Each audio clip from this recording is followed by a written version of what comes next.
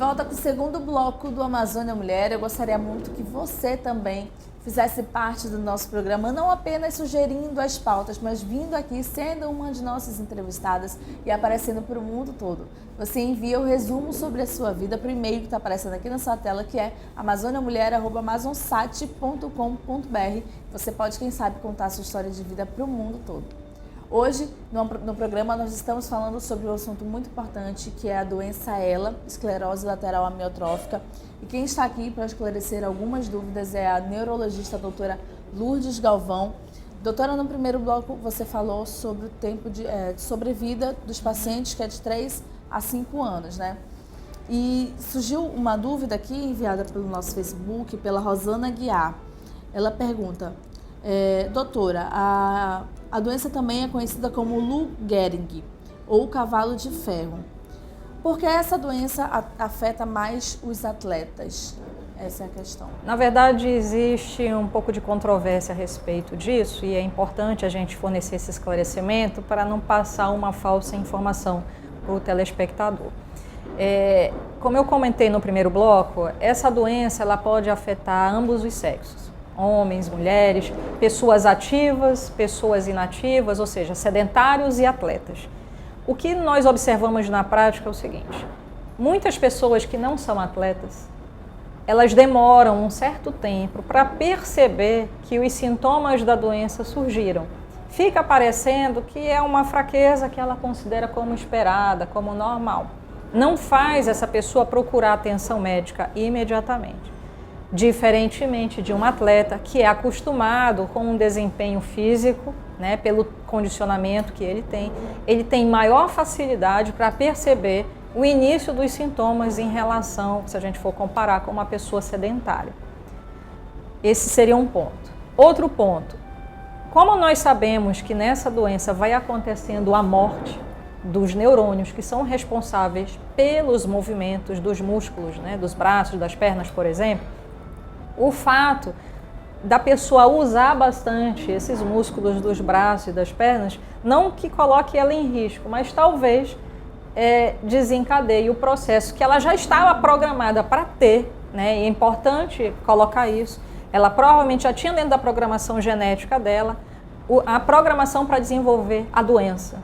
E como ela está usando muito a musculatura, ela vai perceber com maior facilidade.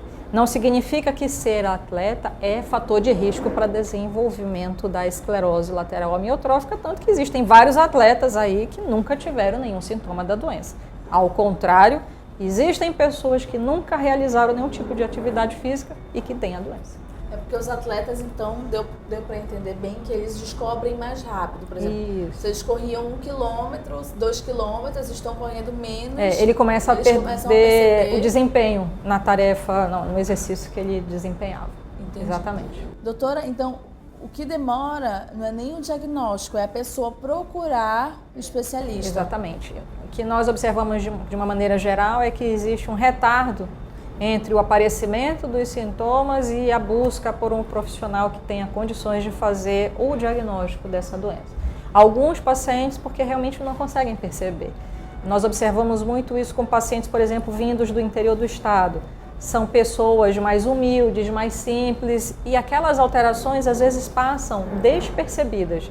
Quando realmente, por exemplo, a pessoa começa a ter dificuldade para andar, é que chama atenção. Enquanto isso não acontece, a pessoa fica sem um esclarecimento. Às vezes ela não vai procurar o atendimento médico. Então, assim, vai murchando, no linguajar mesmo popular, vai murchando, murchando. Os músculos dela vão murchando, vão atrofiando e ela não consegue dar valor àquilo como sendo uma normalidade. Estima-se que no Brasil há cerca de 6 mil brasileiros com essa doença. É importante, pela oportunidade, nós chamarmos a atenção. É sempre importante a pessoa se conhecer, né? E sempre estar se observando, se analisando. Isso vale para qualquer doença. Quando você percebe alguma coisa diferente, você tem que procurar um atendimento médico, né? Para esclarecer se aquilo é uma variante do normal ou se realmente aquilo pode significar o aparecimento de alguma doença. Se você está vendo o seu braço secando, a sua mão secando, a sua perna secando, atrofiando, você tem que buscar auxílio médico, procurar todos os recursos que estiverem à sua disposição para esclarecer o que está acontecendo. Isso não é normal. Mas a doença ELA, então, é uma doença rara? Ela é uma doença rara. Rara. Existem outras doenças que não são raras, que às vezes parecem com ela também e que precisam ser diagnosticadas adequadamente. Porém, se a pessoa não procurar o atendimento, você não consegue fazer o diagnóstico nem de ela, nem da outra doença que poderia acometer aquela pessoa. Olha, assim como a esclerose lateral amiotrófica, existem outras inúmeras doenças raras também, que eu queria que a senhora explicasse um pouquinho sobre duas que chamam a nossa atenção, doutora, que é miastenia graves e síndrome de Guillain-Barré. A miastenia graves, ela é uma doença que ela já pertence a uma categoria diferente. Ela também é uma doença neurológica, mas ela é uma doença autoimune. O que quer dizer isso? É uma doença que é produzida pelo sistema imunológico do paciente. Então, o que essa doença faz? Ela também provoca fraqueza. A fraqueza que a miastenia graves provoca é diferente da fraqueza da ELA. Os músculos dos pacientes com miastenia graves, eles não atrofiam. Ele simplesmente entra em fadiga. Então, normalmente, essa pessoa vai relatar que ela sente fadiga quando ela faz algum tipo de exercício. Nem sempre precisa ser um exercício importante. Às vezes, se ela sobe uma escada, ela sente-se fadigada. Se ela corre um pouquinho, ela sente-se fadigada. Às vezes, dependendo assim, da gravidade da doença, até se a pessoa trocar de roupa, ela fica fadigada. Um sinal que chama muita atenção para essa doença é quando a pálpebra do olho começa a baixar. Ele baixa sozinho, sem a pessoa querer, entendeu? E aquilo leva, então, a pessoa a pensar que algo de errado está acontecendo e ela precisa procurar um profissional para tentar fazer o diagnóstico. Isso no caso da miastenia graves. No caso da segunda doença que você abordou, a síndrome de Guillain-Barré.